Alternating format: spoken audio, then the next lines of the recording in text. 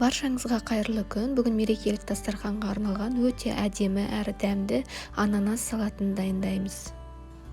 Алдымен етімізді ұсақтап тураймыз. Менде піскен сиыр еті, негізі тауық етін қолданады. Менде піскен ет болған соң қолданылып жатырмын.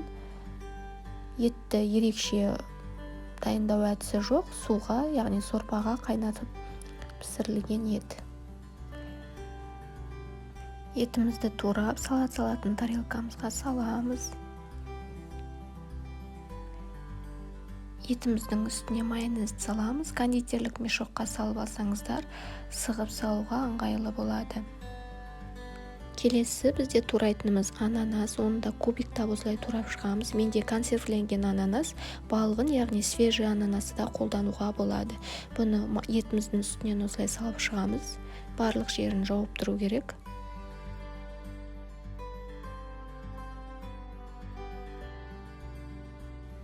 Ананасымыздың үстінен де майонезімізді осылай сығып жағып шығамыз.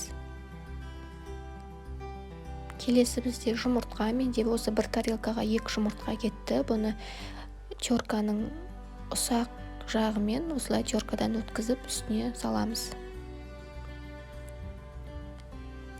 Осылай жайып аламыз. Бүкіл жерін жауып тұру керек. Оның да үстінен майонезімізді сығып саламыз.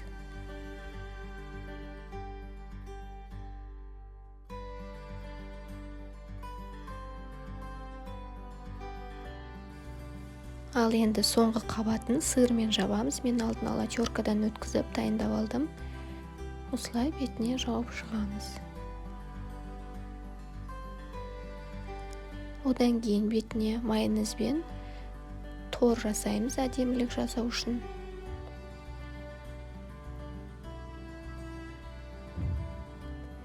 Және әдем болып көруін үшін грек жаңғақтарын осылай қойып шығамыз.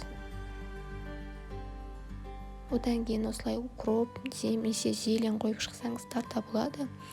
Өте әдемі көрінеді. Міне біздің ананас салатымыз дайын. Өте әдемі және тәтті болады. Міндетті түрде жасап көріңіздер.